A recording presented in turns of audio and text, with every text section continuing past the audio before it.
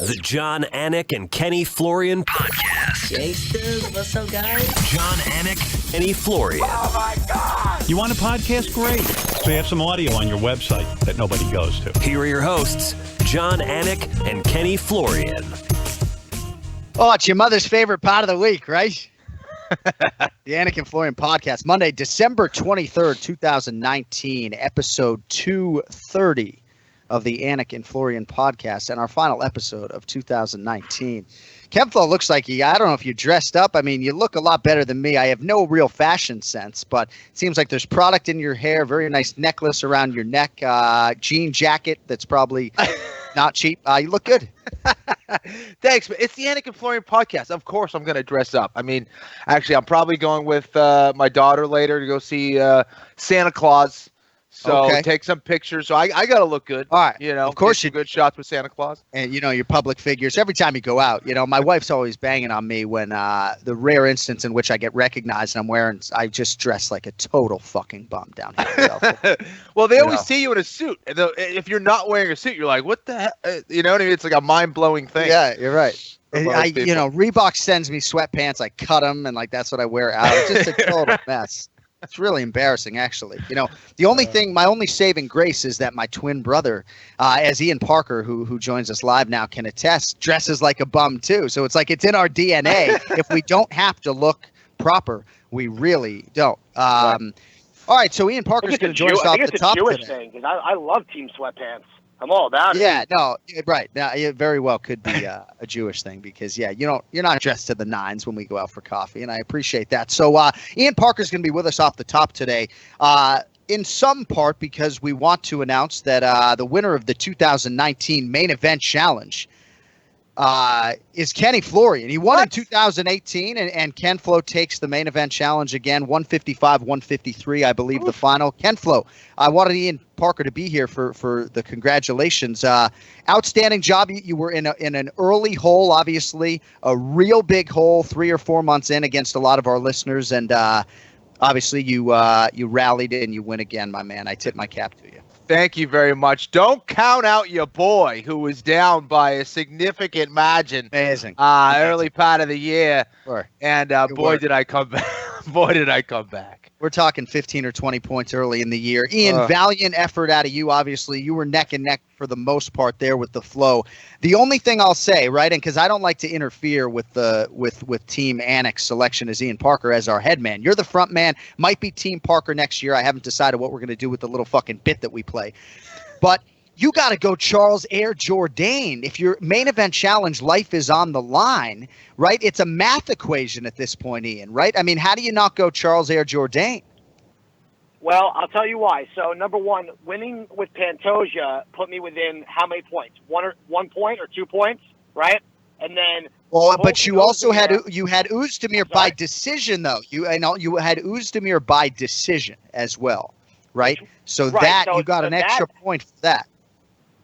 Right. So here's the only thing that kind of sucked. I wanted to text you. I didn't think you were awake though to ask what the score was after the Özdemir fight. Here's the thing, because if Jourdain would have lost, okay, and Özdemir would have won by not unanimous decision, no matter what I did in the main event, I wouldn't have had a chance. But because Özdemir won by decision, having Frankie in the main event gave me an opportunity to win. That's the only thing. You know. So after Pantoja and Özdemir by decision, it was tied 153 apiece going into the main event. Fucked up, man. So you could have gone Korean Zombie round 1 knockout and thereby would have completed an epic comeback. So, but again, I digress. It was close. It goes to Ken Flo. I just think that if it is this close, right, because we were very fortunate for the sake of the Main Event Challenge that it was this close in 2019. So next year, if it's this close, whoever's down, I mean, you got to really be in communication at whatever hour on the final day of the UFC calendar. And absolutely, I mean, you make a great point. I gave Frankie Edgar the opportunity. Ken, what do you got? And you make a great point as far as how Korean Superboy matched up against Air Jourdain. He has a tendency of just throwing down. The other kid, really tough kid from Canada, he likes to throw down as well. ended up getting it done. And I squeaked out a victory. I'm not, I'm pretending like I'm cocky, but I snuck out of there with the win. I got lucky. It's a win. There's been a lot of winning for Ken Flo, fourth quarter 2019. Jiu-Jitsu podiums, the Anik Florian podcast main event challenge. So as far as the punishment is concerned, right? So Ken Flo back in the day, 2015, lost the main event challenge and owes me 4 hours of babysitting. He didn't make good on that. Last year, I think I owe Kenny a power hour, right? That's so true. A lot of our listeners are like, can you guys start paying these things off? I mean, I certainly paid off one of these. The Vegemite sandwich was a forgettable experience, right? So we're going to throw out one punishment apiece, which leaves us with the stakes of the 2019 main event challenge. So Ian and I have to make good on something. So we'll open it up to the listeners at Anik Florian Pod on Twitter, on Instagram. What should the punishment be for me and Ian Parker? We're not going to French kiss. Like, if you want me to peck him on the lips and that's good enough, great. But if you have an idea as to what we should put ourselves through, feel free to chime in at Anik Florian Pod. But as far as the fight is concerned, because we do need to move on, Ken Flo, the Korean Zombie Chan Sung Jung by first round TKO against Frankie Edgar. The fight lasted 3 minutes and 18 seconds. Total domination from the Korean Zombie. Frankie just couldn't get untracked at all. I kind of agreed with Ian Parker's assessment that for Frankie to take this fight twice, they seem to like something in the matchup, especially to take it this second time on short notice. I didn't love the matchup for him. I didn't think it would be this quick a fight, but it goes to the Korean Zombie. Your thoughts on the main event this weekend? I didn't love the matchup for him as well. I'm a big Frankie Edgar fan and a guy who has believed in him for a long time now, but I didn't love that fight, especially on short notice. I think Korean Zombie is one of those really dangerous fighters and has no regard for his own safety at all. He's willing to do whatever it takes to get you out of there. He doesn't want to just beat you. He wants to stop you. And that is a very dangerous man. I think that he was pretty dominant early on. I just don't think that Frankie Edgar was able to get his footwork going enough to get out of harm's way. He was the problem when you fight someone like Korean Zombie is he is hittable. And you think, well, he's right there. He's right there in front of me. And he does that to lure you into the pocket so he can just trade. And ultimately, he landed a big shot on Frankie. It was actually a pretty short shot that clipped him right on the chin. Frankie wasn't able to get his bearings in there, and Korean Zombie was just all over him because of it. Ian, what'd you think of the Korean Zombie? And would you agree with my assessment that on any given Saturday night he can beat any featherweight in the world, including the new champ Volkanovski? Yeah, it's funny we go back to Frankie real quick. The question is, would Frankie have done? And I love Frankie Edgar. Obviously, I was really hoping he'd bring this home, but listen, he's a legend regardless. This was no easy task for him, and he got tagged early. That's the thing. Frankie is susceptible to getting tagged early, and he did, and Zombie doesn't stop. But you know what? Would he have done better against Corey Sandhagen? I don't know. But Zombie looked great. Listen, under his new coach, Eric, he looked more composed, which I think we haven't seen out of Zombie. Zombie's usually a little bit more wild, and he wasn't. His striking was just super crisp, and the power he carries that weight class, it's scary. And for a guy who's not overly active, at all, it just doesn't ever seem like that phases him like other fighters. I know we're talking about guys like Dominic Cruz that are special, that can fight once in a while.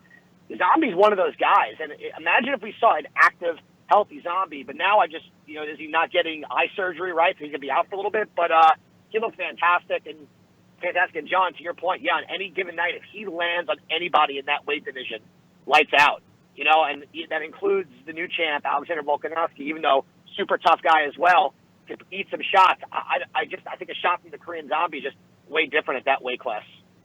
I don't know the extent to which Volkanovski would be able to work volume takedowns in his wrestling against the Korean Zombie. I certainly think it'd be a fun striking engagement if those two were to collide. But I do think at any given time, the Korean Zombie feels like he's one win away in an eliminator type spot from getting that championship opportunity once again. So amazing to think what his career would have been without the military service. I know that's a popular sort of part of the narrative when it comes to his career, but it's hard to talk about it without bringing that up. Ken Flo, on the other side, Frankie Edgar, I don't know if he'll be afforded the opportunity to make this quick turn and fight Corey Sandhagen January 25th at bantamweight. I think some people internally would probably advise against it. I mean, undeniably a future first ballot Hall of Famer, a legend, of course. But what do you think the future holds for the Iron Army's Frankie Edgar? I just saw something. Oh, it said so. It does. It's confirmed. This is from Elias Cepeda. Frankie Edgar receives medical suspension, so he's off the UFC Raleigh card. But I don't know if that's because remember Derek Lewis made a quick turn, right? They can shorten those. They have a way of shortening those medical suspensions. But I'm glad you brought that up. So, it's tough. I mean.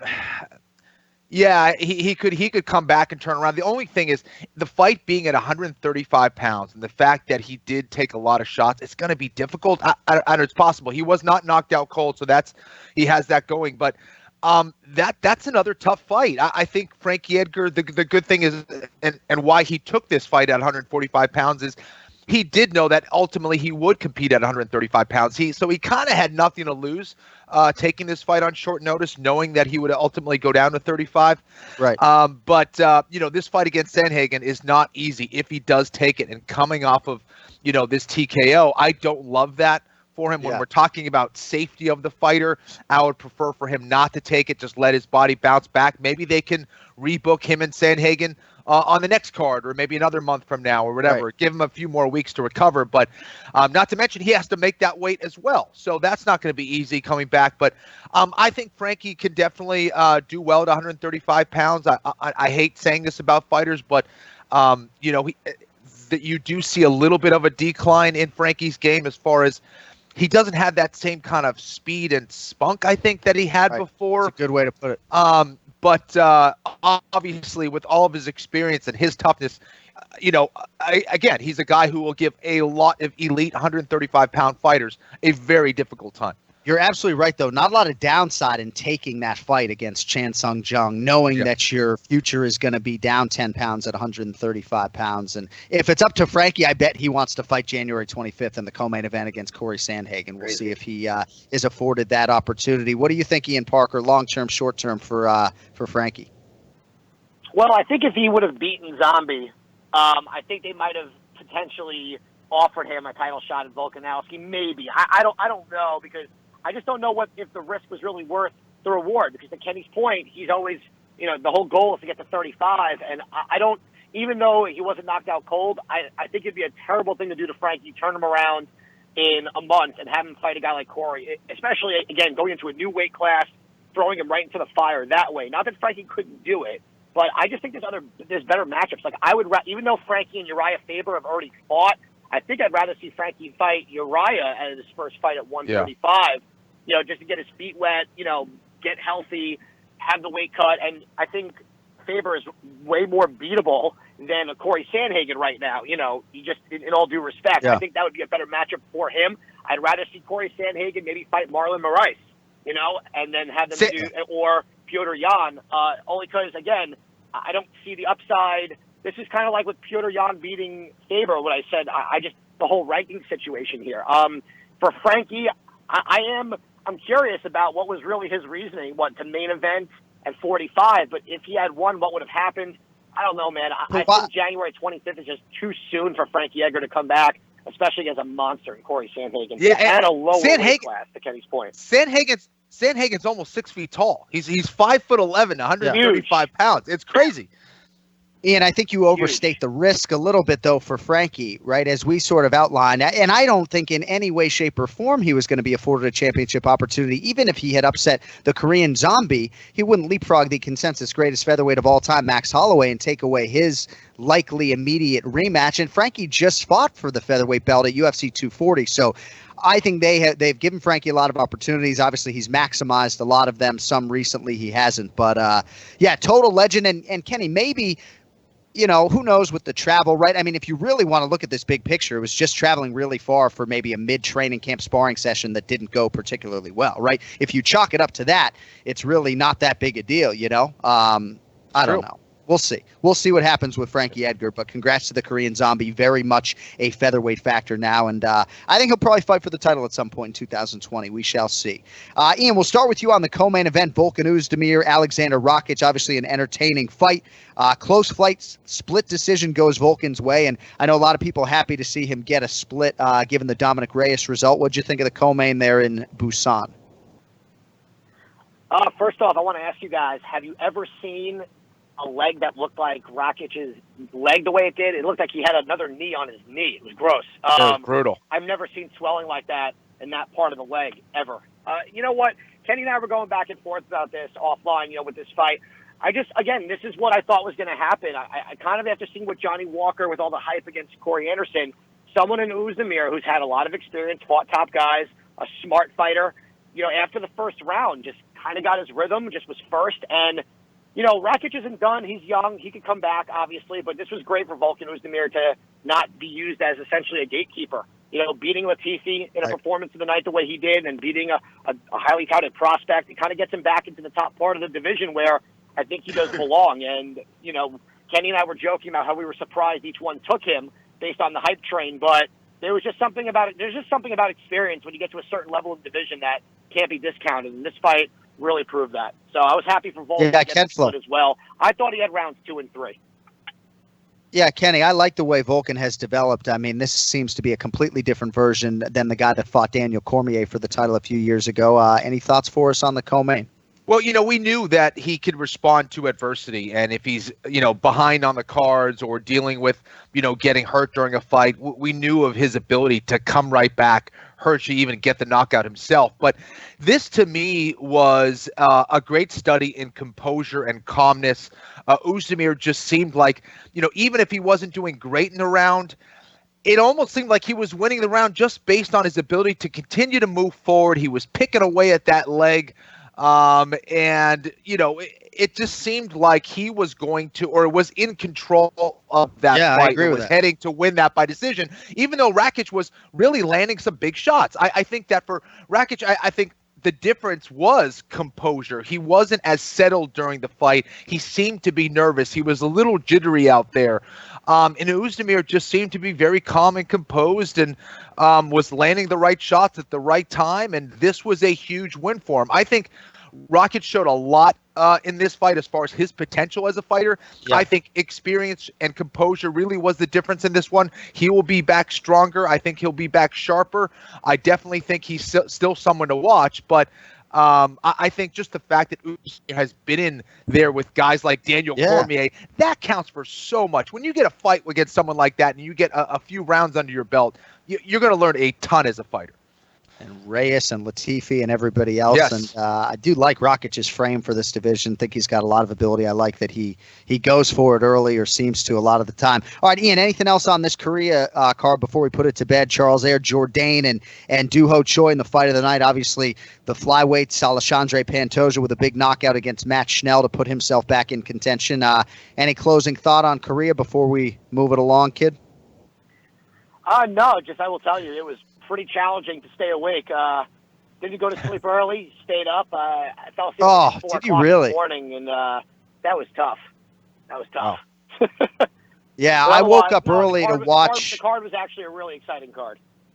Yeah, I woke up early to watch the main card, but more often than not, I'm up around that time. But 2 a.m. Eastern prelims weren't happening. Ken Flo, did you just watch it after the fact? That would be tough for the West Coasters, I would think. Yeah, I happened to get up. I think I had to take my dog out really early, so I was like, you know what? The fights are on. So I watched, I think, the last 3 fights at 5 something in the morning. Yeah. All right. Well, a good show, and good moment there for the Korean Zombie there in Busan. Seemed to be a pretty electric atmosphere, and that puts to rest 2019 for the MMA leader. I think it was 41 shows, more fights than ever before. Nod to everybody, all the fighters. Just an incredible year and output, and we are going to pay it tribute. The 5th annual AFPA Awards. If you don't know, it's the Anik Florian Podcast Awards. I think TJ came up with AFPAs. So 5th annual AFPAs are going to be Monday, January 6th. So we got 10 categories, and we're just going to rifle through some of these categories, try to get some loose nominations out there, and we'll have 2 weeks to determine the winners. But this is always an exciting time, and this was obviously a huge year. Let us begin with Rookie of the Year, boys. And this is a little bit tricky because the fighter must have debuted in the UFC in 2019. So had a lot of talent come into the UFC 4th quarter of 2018. Guys like Sadiq Youssef not under consideration here. So Rookie of the Year in 2019, Ken Flo. And any names come to mind in terms of your nominations? Well, I got to say, Jair Rosenstrike has to be the guy. Not only did he officially make his debut in 2019, which is kind of crazy considering he just knocked out Alistair Overeem, but he went undefeated for the year, won a huge fight and a comeback win over one of the biggest stars in UFC heavyweight history in Alistair Overeem. And the fact he was able to get it done in that manner, in that kind of violent manner, I think he's got to be the leading candidate right now for me. Yeah, you got to think, Ian, that if there was a true voting body and you had to determine this based on a specific criteria, 4-0 for Rosenstrike kind of distances him from the competition. You know, I would make a nomination for Greg Hardy, big picture, even though he went 2-2 with 1 no contest, right? If your criteria is a guy making his debut in the UFC and you're looking at upside, or I don't know, I'm just saying the guy made 5 UFC starts in 2019. He won 2 of them. There was obviously some controversy. There was inhalers and no contests and a bunch of bullshit, but I don't know that I like Rosenstrike's ceiling exponentially more than I like Greg Hardy's right now. I'm just saying. I know he's got much more kickboxing chops and potential. Ian, a couple other names I'll throw your way. I know you brought up Cyril Gana off air, 3-0 in the UFC. Grant Dawson, a guy who I think deserves a nomination, 2-0 there out of Missouri. Crone Gracie lost a fight. Felicia Spencer lost a fight. I think Viviane Araujo, 2-1 in the UFC, just lost a fight to Jessica Ai. Ben Askren, 1-2. Amanda Hebos, I think, is a worthy nominee, 2-0. That's a name I was going to throw out there. Absolutely. So what do you think? I mean, am I missing anybody for Rookie of the Year, kid? No, I mean, honestly, I think there's such a difference between a Rosenstrike and then even a guy like a Chase Hooper type of thing, or even like a Gana, only because I think when it comes to the Rookie of the Year, obviously it's hard to find guys that literally debut in 19 and have such a huge impact. And no one other than Rosenstrike, I think, really checks up all the boxes to where he is to date. And now, on top of that, let's even throw out there who he's got coming up on his calendar in Francis Ngannou, So there's no one else out of all the names we listed. Granted, all great names. They've all done their job. Awesome debuts for the year. I think Rosenstrike is the unanimous one. Not that we're giving away the award right now, but in this category, no one else is anywhere near him and what he's done in this year. All right, honorable mention to Sean Woodson, Brad Riddell, a couple of featherweights who made their UFC debuts this year, but the nominees are going to be Jairzinho Rosenstrike, Cyril Gana, Grant Dawson, Amanda Hebos. And we'll throw Greg Hardy in there, just see if the masses want to come at me a little bit for nominating Greg Hardy. Or purely out of fear because John and I live near him. That's fine, too. Yeah, there it is. All right, breakout star of the year. You can go any direction you want here. I think Rosenstrike's a guy who deserves consideration. Piotr Jan, Edmund Shabazian are the first 2 names that come to mind for me. You could even argue, Kenny, guys like Dominic Reyes or Shane Burgos or Walt Harris, who have been around for a while, but got to that next level in 2019, deserve consideration. And any name on the tip of your tongue for breakout star of the year? All right. These are 3. These are you kind don't of like obvious. my category. No, I do. I think, first of all, there's Alexander Volkanovski, who really quietly has come up here and become a world champion over Max Holloway, a guy who everybody believed to be and probably is the best featherweight of all time. I don't think people were considering him this star necessarily prior to 2019. So I think you have to have him in there. Israel Adesanya, who I'll probably mention another few times, kind of went from, a guy with a tremendous potential to now being a world champion and doing it in tremendous fashion. I think you could call him, he's on the upper echelon of stars now, but certainly a big jump up in his stardom from 2018 to 2019. So, I mean, those are 2 guys that really come to mind. Henry Cejudo had a tremendous year. Yeah. He was already kind of a big deal, but, Triple C. I'm telling you, triple fucking C. And Ian, it really doesn't matter which way you go with breakout star of the year. I think Volkanovski is a great consideration. When I threw this category your way early this morning, any name come to mind for you? Kenny, how did you leave out Street Jesus, Game Bread, Jorge Masvidal? Right. And that whole that was the other one. Damn it. And it's weird to say it, right? Because he's been around for freaking ever, but now he's on the tip of everyone's tongue. That's the definition, though. Right, but that's the definition. Think about that, right? A guy who's been around forever today, finally has the year of his career. He beats Till. I don't know if that. I mean, I don't know if that was 19. That might have been later 18. But from beating Askren the way he did, best knockout of all time, then beating Nate Diaz the way he did. I mean, he's probably the biggest star in the UFC right now, which is crazy. If that's an extreme breakout, and what about also like Amanda Nunes? Yeah, I think she deserves consideration too. I think ultimately when it comes, Her Cyborg, well, that was last year, right? Right. And 2018 obviously was a big year for her, as was 2017, as was 2016. Yeah, but exactly. I do believe that when it comes to Jorge Masvidal and Israel Adesanya, for our award show, for a lot of the award shows out there, it's just going to be about finding at least one trophy for both of those guys. Whether you give them Male Fighter of the Year, Breakout Star of the Year, we'll find out a way, because we all can't pick the same, right? So that is one little caveat, is that we can't all pick the same guy for these winners. All right. Breakout Star of the Year, loose nominee list: Edmund Shabazian, Piotr Jan, Alexander Volkanovski, Jorge Masvidal, and Henry Cejudo. All right. Robert Follis, cornerman / coach of the year. This is our way of paying tribute to the late, great Robert Follis, who is a tremendous head coach and chief corner in his own right. Ken Flo, a lot of the usual suspects are going to walk away with this hardware. I mean, Mike Brown, I think, needs to be a part of this conversation annually. Saif Saud is going to get a lot of consideration this year. 19-5 for Fortis MMA inside the octagon in 2019. And Eugene Behrman from City Kickboxing, I think is going to be neck and neck with a lot of guys when it comes to the coach of the year. Ken Flo, we'll start with you. Our Robert Follis cornerman of the year for 2019. Who's the early lean go to? For me, I'm always looking for people that are doing things a little bit differently. And when they come from a remote place like New Zealand, for me, Eugene Behrman has done tremendous work. I also like his philosophy of just really solidifying the fundamentals and understanding that it is this long process of learning. Don't just give them all these fancy tools that they don't know how to use. He's really big into creating a system that takes time to learn, that's really very much rooted in fundamentals, conceptual framework of how to strike properly, doing it safely, doing things in a different manner. To me, that separates him from the pack. He has done tremendous things. You don't hear a whole lot about him. But when he's produced 2 world champions in just a short few years, he's doing something over there that's a little bit more special than everybody else, in my opinion. And the fact that he's not recognized of having hundreds and hundreds of fighters from this area, that's different to me, and that's cool. Yeah, Ian, how do you argue against City Kickboxing as team of the year and Eugene Behrman as coach of the year when they produce 2 undisputed UFC world champions? Well, and they also had Dan Hooker over there, if I'm not incorrect, who's also rising the ranks at 55. So he's done a phenomenal job. I mean, he was my pick. I know we spoke earlier.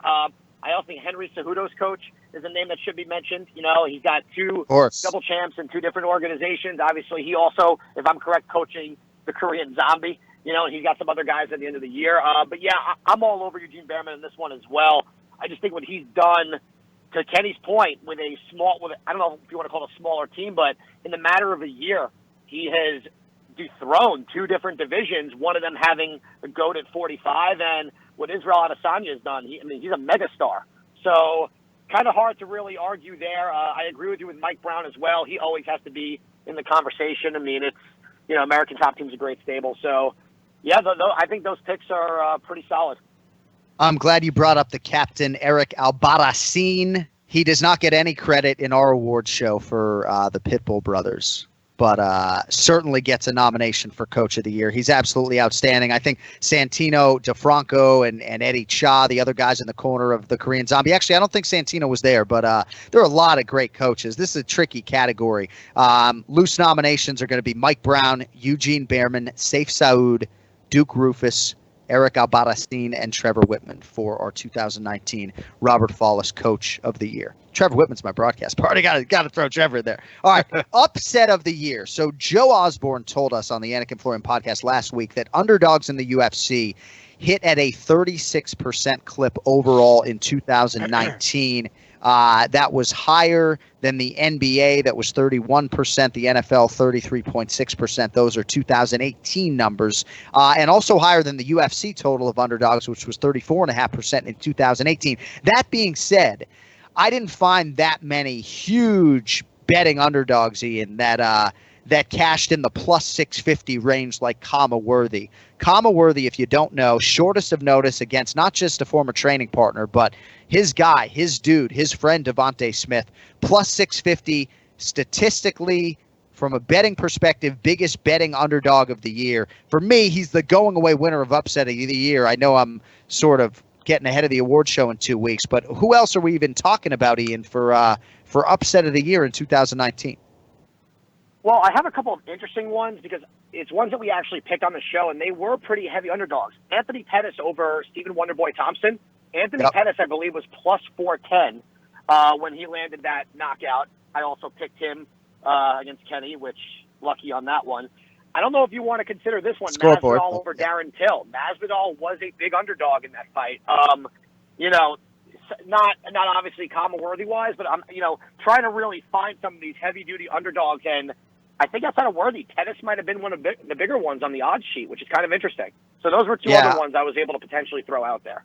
Ken Flo, that's good stuff, by the way, Ian. Yeah, Masvidal versus Till I have written down. Certainly Anthony Showtime Pettis against Stephen Wonderboy Thompson was a big underdog. Kama Worthy out of Pittsburgh, PA, making his UFC debut. 20-1 to win that fight by knockout, plus 650. And he said to us when we sat down with him that Thursday that the familiarity of fighting Devontae Smith might balance out the jitters. He was ready to go right out of the chute. Anything on upset of the year that we're missing? Kama Worthy, you think Pettis, Masvidal, what else? Pettis against Wonderboy is the one that really stands out to me. The fact that he was losing that fight, the fact that he was going against one of the best strikers in UFC history, and the fashion in which he pulled it off, I thought was tremendous. The other one that might come to mind, and correct me if I'm wrong, what were the odds for Cejudo and Dillashaw? I just wrote down Cejudo against either guy, right? I think they were close, but yeah, Cejudo versus Dillashaw, he had to close as the dog, right? Yeah, I would think so. I can give you the odds on that if you want. What Cejudo against Dillashaw was plus 130. Oh, crazy. And against Rice, he was also plus 130, believe it or not, at closing. Yeah. Okay, so maybe the odds might not display it, but TJ Dillashaw was a guy who very few people thought would lose. They thought he was the guy to beat Demetrius Johnson, all these things. So, I think that's worthy of it. Not crazy looking back on it, but, that was one of them. All right, so upset of the year nominees will be Kama Worthy, Anthony Showtime Pettis, Jorge Masvidal against Darren Till, and Henry Cejudo against TJ Dillashaw. All right, knockout of the year. Man, a lot of competition. Certainly one of the three of us is going to give it to Jorge Masvidal for the fastest knockout in UFC history against Ben Askren.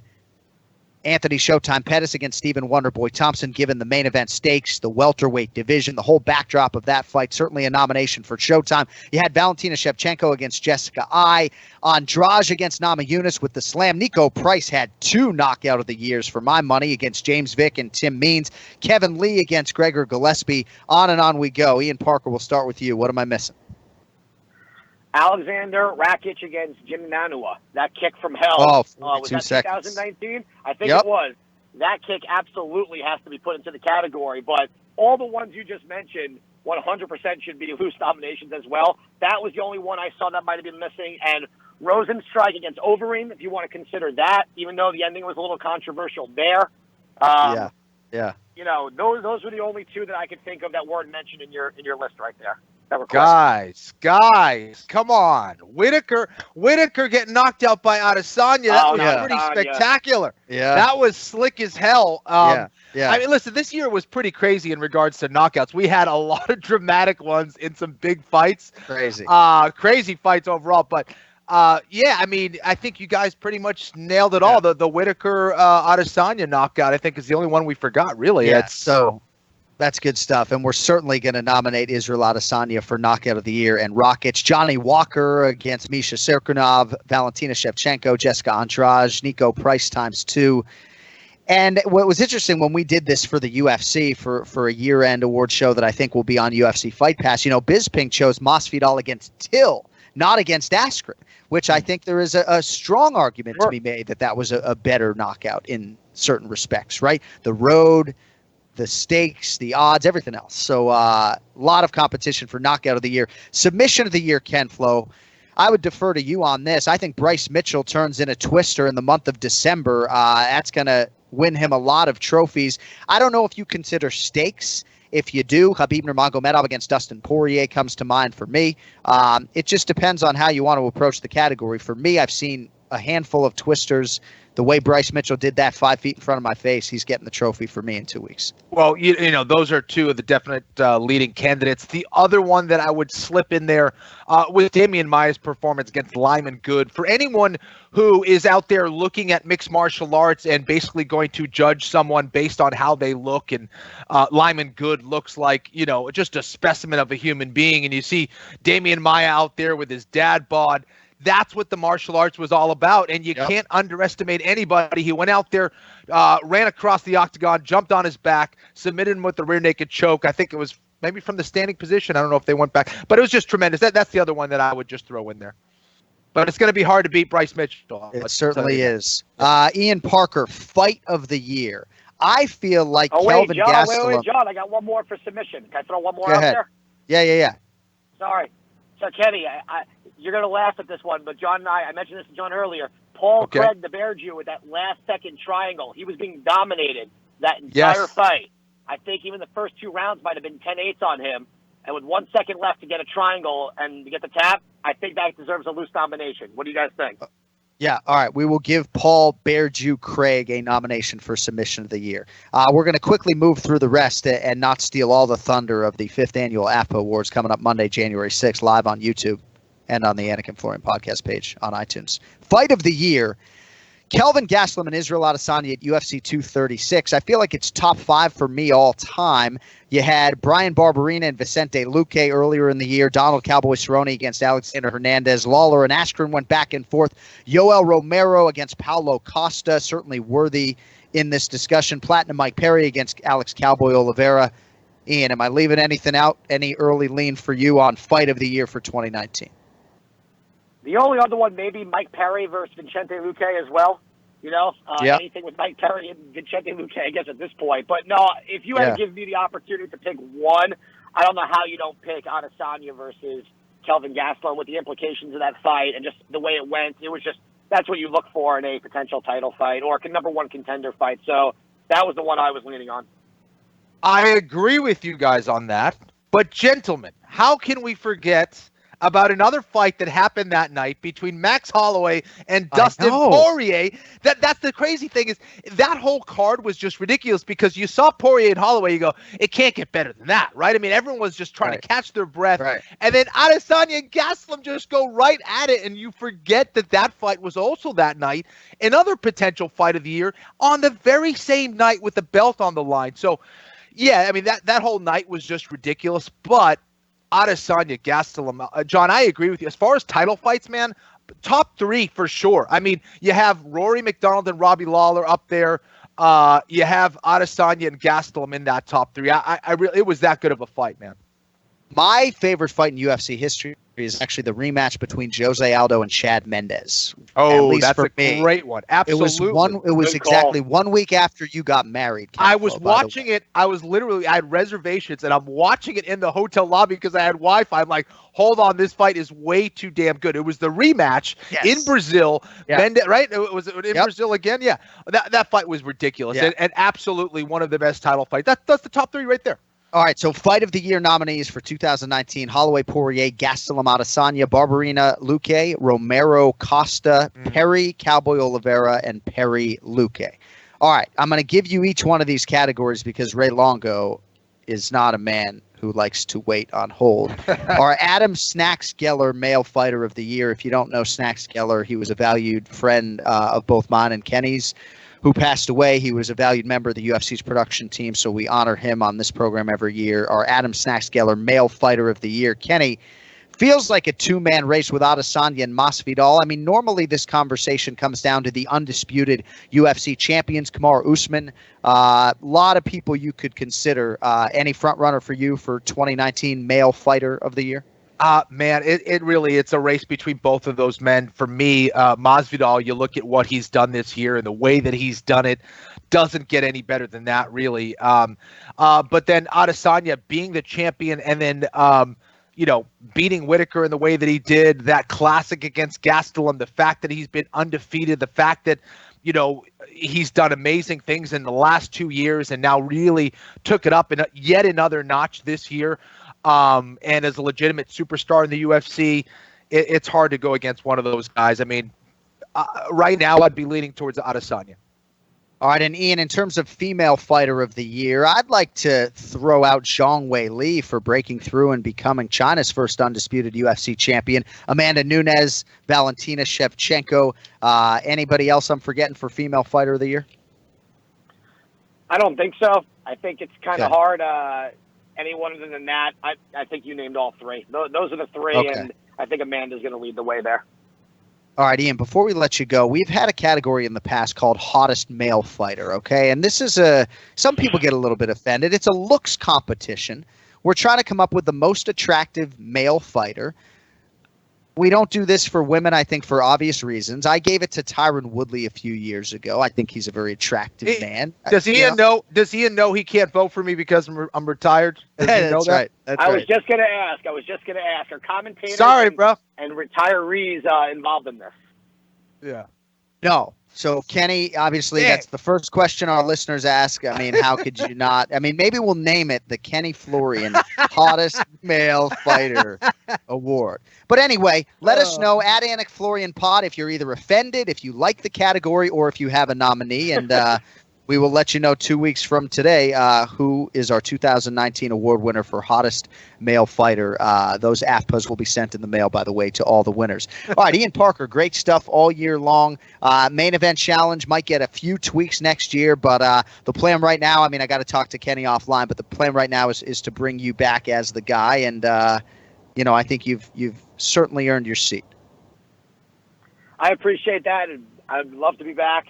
And it's a great competition. Came down to literally a 5 o'clock in the morning situation, which, it would have been cooler for a different card to end it on the year, but it was awesome. It was an honor. Kenny, you're the man. John, I appreciate it. TJ, but other than that, it's been an honor. The duck. Ian Parker. Great stuff, buddy. Thank you. The duck or the dick? Duck. Yeah. Oh, duck. You're right. Duck. Sorry. I make one comment all year. I get it. I'm the dick. No, I'm just kidding, TJ. I love you. Your production, TJ, I will tell you, your quality, amazing. You're the man. And I appreciate of all the duck sounds, you at least gave me one that wasn't too weird. It was a pretty quality duck situation there, so I appreciate that. Can we hang up now? Yeah, TJ, you call the shots. You can hang up now. All right, bye. Oh, man. It's just crazy. Like, my twin brother really thinks Ian sounds like a duck. All right, today's Ray Longo Minute is brought to you by Oddshark.com. Oddshark is your source for the latest odds from leading authorities, expert editorial content, and detailed matchup picks with expert in-depth analysis for each game. Their free statistics, numbers, and trends will help you make the sharp picks on game day. Head over to Oddshark and start playing like a shark today. Oddshark.com. Don't forget that second S. And, man, could I use all the help I can get when it comes to the National Football League right now. I am just cold as ice. Actually, not a bad 3-1-1 in the Super Contest, but let's just say for my wife, if she's listening, there aren't going to be that many withdrawals from the sports book in 2019. All right, let us now get to Raymond Peter Longo, the Ray Longo Minute. It's now time for the Ray Longo Minute. I want you to punch a hole in his fucking chest. That's what I want. The Ray Longo Minute. Starring Ray Longo. John Anik and Kenny Florian podcast. And the great Ray Longo joins us now for the final episode of 2019. I bet Longo's podcast is live next Monday, December 30th, because those guys don't miss a beat. They don't miss a week. Good morning, Ray. It's all about work ethic. All about the work ethic. Wait, I heard you were a guest on Unfiltered. How did that go for you? Well, I told Matt Serra's audience, like I told this audience, that he's out of his skull piece, that he's completely out of his mind. But no, it was good. We did that show together, and then 2 days later they called me on the UFC Unfiltered podcast. So it was good to chop it up with them. Yeah, I'm so glad you got to see him up close and personal. So you know what I deal with on literally a daily basis. That's what I have to deal with. So I'm glad. Well, and we even talked about it with Jimmy Norton that it's like I don't have the dosage of Matt Serra that Jim does, right? So for me, I can, small dose. No, I'm just kidding. We all love Matty. What was interesting, though, is the second question he asked me, and I can tell Ken Flo didn't listen to the interview, which is fine because you got better things to do with your life. But the second question he asked me is like, what's up with Ken Flo? So did he? we Nice. did about 180 seconds on Kenny Florian and his television future and everything else. So that was good for the UFC listeners, So Ray, what's going on, man? Do you take some time off? I mean, Gym closed it all this week. What's your holiday week hold? Holiday week, I'm in the gym right now. So we're open today. Tomorrow, obviously, Christmas Eve, we're closed, but I come in to work out with a couple of people not early in the morning, but mid-morning. And then Christmas, we're closed. Nobody's coming in. And then Thursday, we're back to the grind. We got a big February. Marab just got booked with his fight. Who's he fighting? February 15th. We have another kid, Nas fighting February 1st, and about 6 guys on the Ring of Combat February 23rd. So we're jumping off. We're getting off to a really busy year. So, no rest. I feel pretty good, though, so I'm happy about that. And we're going to keep this train running, John, right into 2020. I'm telling you. Well, Marab, he's fighting Casey Kenny, who is the 14th ranked bantamweight in the UFC. That's a big fight. That's a huge fight. He's really super stoked for that fight. I just love the way he just even look at.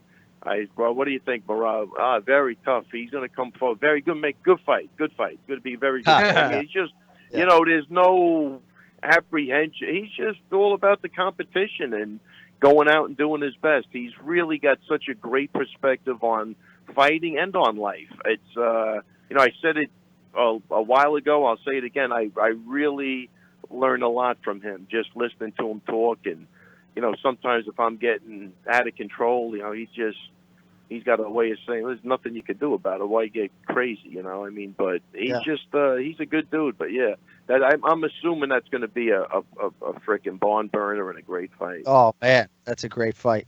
So what about Chris Weidman? Have you had any conversations with him? I know it wasn't all that long ago. We were in Boston in October, but when you look at him into 2020 and beyond, I mean, what's your best guess as to what his future holds?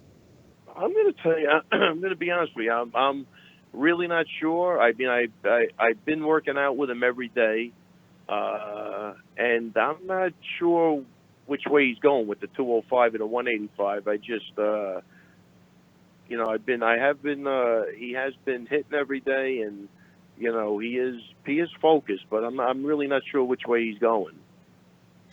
See, and I don't know if it's like, do you get a vote? But like when Paul Felder was considering moving up to welterweight, he reached out to some of us and asked us what division we thought he should proceed in. And I was adamant that it should be welterweight. If you know me, I don't, want to see guys cut extra weight, and knowing how hard it is for him. And I proved to probably give him the wrong answer, right? Because he's gone on to get a main event in the lightweight division. It's certainly the division in which he can chase a UFC title. I just didn't want him cutting the weight. Like, will Chris ask you, like, what you think he should do? Oh, yeah, no. I think, even when he did 205, no, we talk about it, but we haven't. I mean, the last couple of weeks, like maybe because of the holidays and everybody's been running around maybe, but we just haven't sat down and really had like which way he was going. You know what I mean? So yeah, I still think he's got to get cleared on a couple of things, and then we'll take it from there. But I'm not even joking around. I'm not even sure. No, I'm sure. I just think it's interesting to see because I still would advocate 205, but that doesn't necessarily put him on a championship trajectory the way maybe one win at middleweight might. All right, before we let you go, did you wake up early to watch Frankie Edgar on ESPN Plus? Yeah, I did. I actually did. That was a tough one.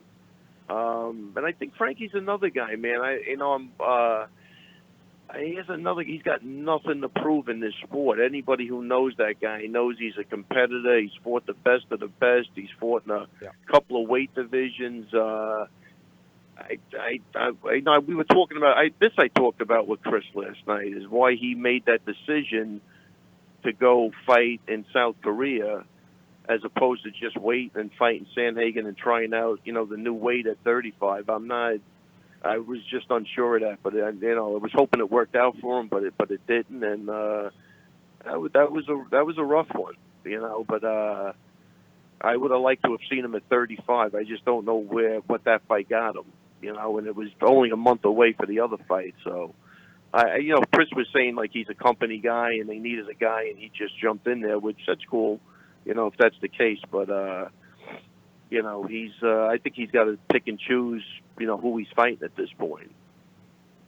Well, the company had options, right? I mean, Calvin Kattar threw his name into the hat, and even though Kattar isn't 100% healthy and might have to go under the knife in his own right, I think from a Vegas perspective, from an odds maker's perspective, that fight might have actually been closer on paper. They went with Frankie for more reasons than one. I guess Kenny and I didn't see the huge risk maybe that you did, and I'll let Kenny chime in here, obviously, but I guess I just felt like, if you're getting $350,000 to show, right, in theory, you can maybe still have the Sandhagen fight if you look at it as just a sparring session, a glorified sparring session that's just really far away. It doesn't hurt his bantamweight contention any. I don't know that it hurts him that much, and it certainly doesn't hurt the bank account. No, it doesn't hurt the bank account, and that's fine. But it hurts the physical account. That's the problem. I think he took a couple of bad shots in that fight, and the older you get, man, you're not shrugging that off like you're 25 years old anymore. You could see it was almost a replay of the Maynard fight, but his brain was telling him what to do. His body just couldn't pull it off. That's what I was looking at. And, the older you get as a lighter guy, that shit becomes rougher and rougher. He is 38, and for a little guy, I think that's old. I just would have liked to have seen him, I just wanted to see what would have happened at 35 to see how he would have did, and I think, he's not the biggest guy around, and you could still see he had the speed. So I don't know. That was he's a big puncher, the Korean Zombie. So no doubt. Yeah, Kenny, what was your thought on that? Yeah, I think that as far as taking the fight, he had nothing to lose because he knew he was going to go down to, 135 pounds. But I agree with you on the physical account. As far as taking on a big, heavy-handed fighter in Korean Zombie, he did have something to lose in that regard. And, people always say, well, Frankie's, he's only been knocked out by Ortega.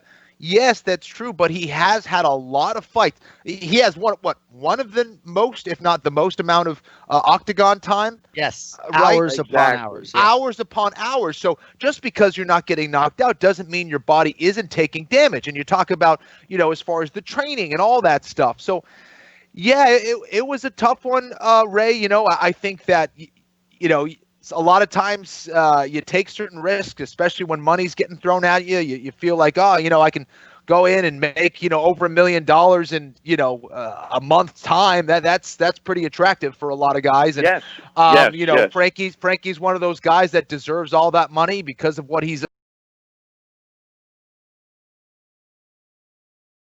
I like a Frankie Edgar get hurt like that at this stage of his career. And, he's definitely at the end of it, but in Frankie's mind, with all of his pride, I know he's chasing that belt at 135 pounds, and you know what? He just might get it.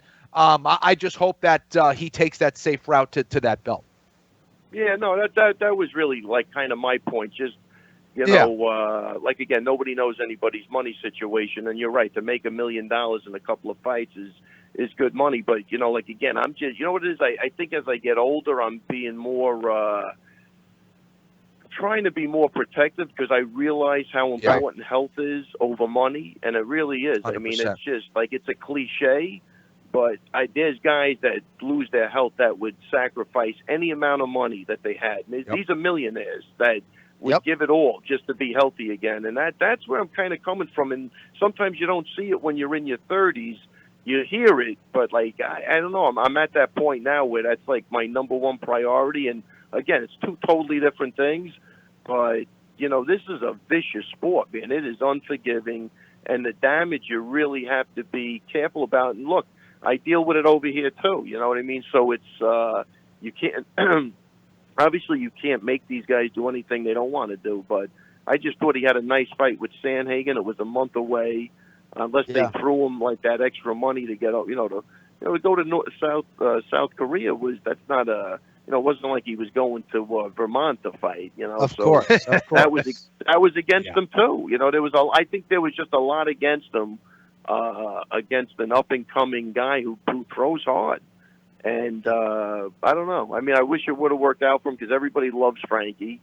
It just, I don't know. I mean, an extra couple of $100,000 at the end of the day, it sounds like a lot of money, but if, it might not be, Right. And can I say this, Frankie Edgar, don't you cut your hair for anybody. I like the extra lettuce. I like the extra lettuce. Yeah. that was I a new do look. too. I think it looks good. That's awesome. Yeah, that was the other thing too. The size difference looked huge in there. Like I think Frankie was already preparing for 35, and he was on his way down, and probably staying low. So I think he looked even smaller. And I don't know if that was just me or I might be imagining that, but I think he was, he was a month away. He was probably watching his diet. He just looked like he gave up a lot in that fight as far as size. Yeah. Also, I got to say, I remember the first time I met Korean Zombie.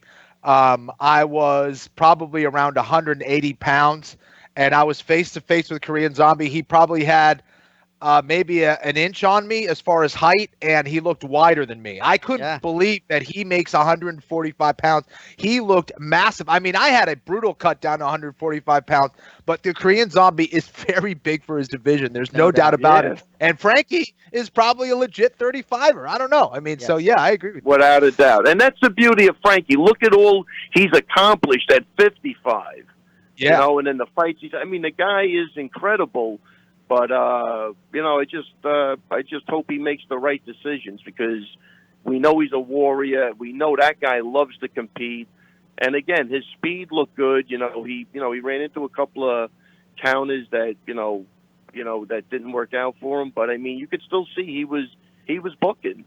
So he's got a tough room over there too. But Mark's got a lot of talented guys, so the sparring sessions have to be brutal too. Yeah. So I think all of that has to be taken into consideration.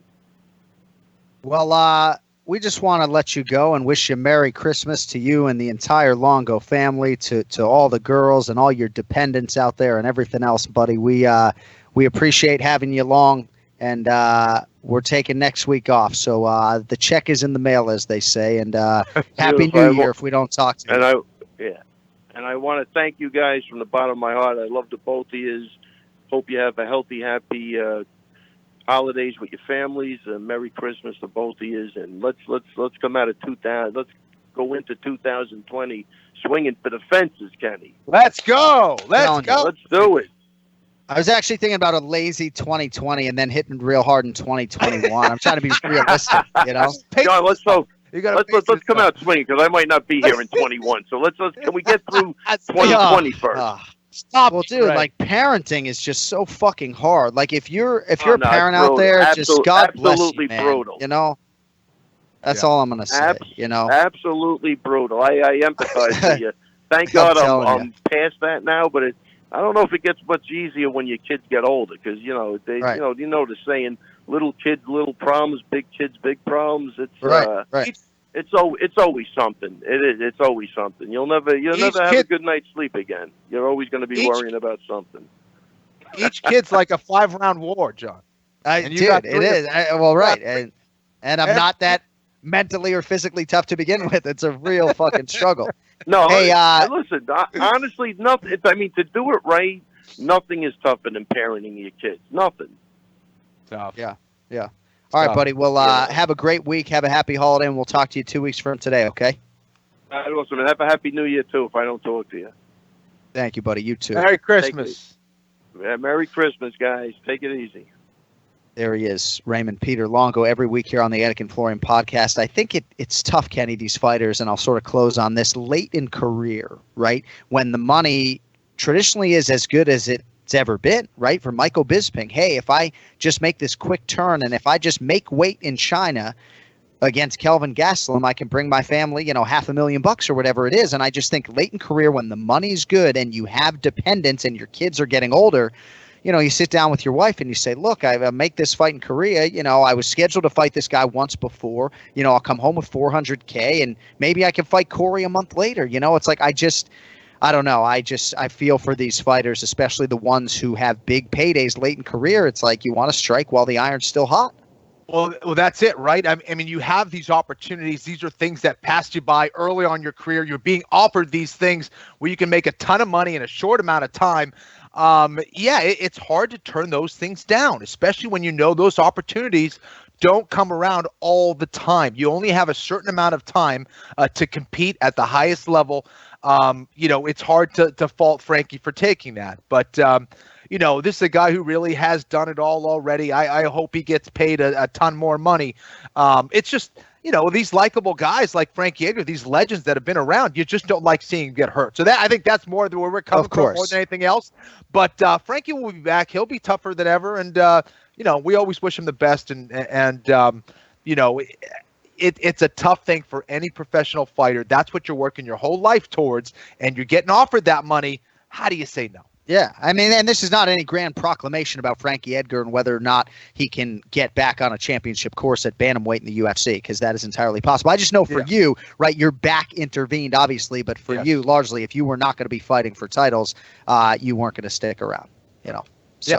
All right, that's going to do it for this week, and that is going to do it for this year. Thanks to everybody for listening. Don't forget the new YouTube channel is live. It is Anik Florian Podcast. It is not the UFC on Fox YouTube channel, so subscribe and watch, and hopefully we'll have plenty more content pushed out for you in 2020. Thanks to TJ DeSantis for all the hard work, for Ian Parker, Ray Longo, Ken Flo, I'm John Anik saying so long for now. We are back Monday, January 6th after the bye week 2020, and we will bring to you the 5th annual AFPA Awards. Until then, have a great week. Happy Hanukkah.